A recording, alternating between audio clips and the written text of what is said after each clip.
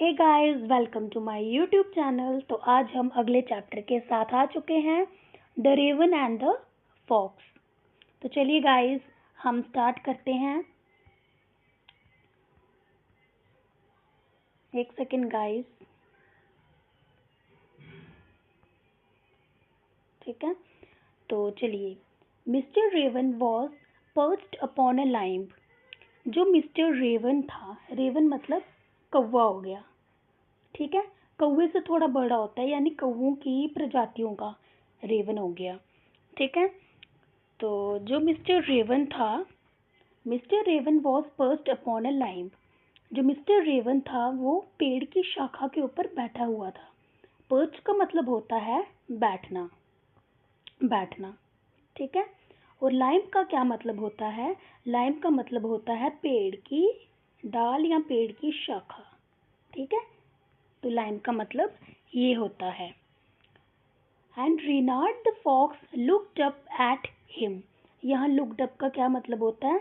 ऊपर देखना, ऊपर देखना, ठीक है। यानी जो रिनार्ड, जो फॉक्स था, उसने ऊपर की ओर देखा, उसने ऊपर की ओर देखा। For the raven held in his great big beak. जो कौवा था उसने अपनी चोंच में कुछ पकड़ा हुआ था। बीक क्या होती है? बीक का मतलब होता है चोंच। बीक का मतलब होता है चोंच। A morsel the fox would go far to seek. तो उसने अपनी चोंच में क्या पकड़ा था? उसने अपनी चोंच में ना एक मॉर्सल, एक टुकड़ा पकड़ा हुआ था, टुकड़ा, ठीक है। उसने एक टुकड़ा पकड़ा हुआ था। The fox would go far to seek. उस जिसको पाने के लिए जो फॉक्स था वो कहीं भी कुछ भी कर सकता था। Said the fox in admiring tones, my word. तो जो फॉक्स था उसने एक एडमायरिंग टोन में कहा। एडमायरिंग मतलब एक तारीफ, जैसे तारीफ करते हैं ना, वैसे कहा, हे भगवान, sir raven, raven, you are a handsome bird. उसने कहा, सर रावण, आप तो बहुत हैंडसम पक्षी हो। सच फैदर्स, कितने सुंदर आपके फैदर्स हैं। फैदर्स यानी पंख। उसने कहा, आपके पंख कितने सुंदर हैं। If you would only sing, अगर आप गा पाते, the birds of these woods would call you king.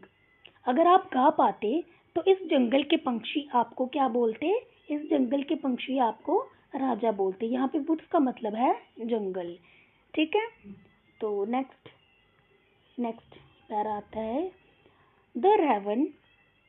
एक सेकेंड गाइस, या the raven who didn't see the joke. जो रेवन था वो इस मजाक को समझ ही नहीं पाया। Forgot that his voice was just a croak. वो भूल गया कि उसकी वॉइस कैसी है, एक क्रोक जैसी, जैसे कौवे की आवाज होती है ना, खड़खड़ाहट जैसी, खड़खड़ाहट, खड़खड़ाहट, ठीक है। वो भूल गया कि उसकी खड़खड़ाहट जैसी वॉइस है।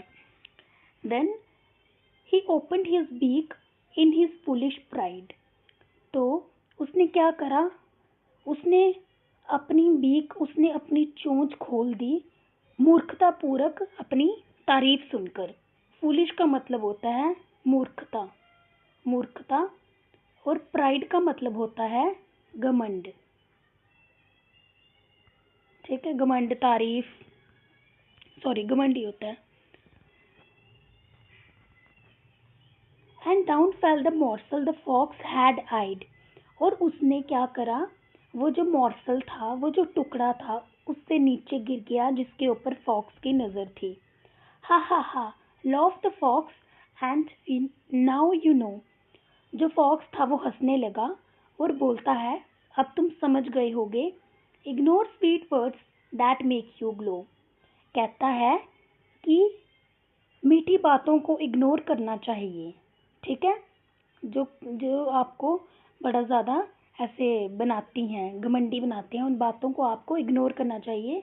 प्राइड माय फ्रेंड, कहता है घमंड मेरे दोस्त, इज रैदर अनवाइज, कभी भी बुद्धिमानी नहीं होती। I am sure this teaching is quite a surprise. मुझे यकीन है ये सीख तुम्हें बहुत ज़्यादा सरप्राइज करेगी।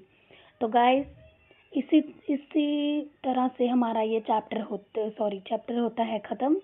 तो हमें इस चैप्टर से क्या समझ आया कि गाइस हमें कभी भी अपनी लाइफ में घमंड नहीं करना चाहिए और ना ही किसी की मीठी बातों में भी आना चाहिए।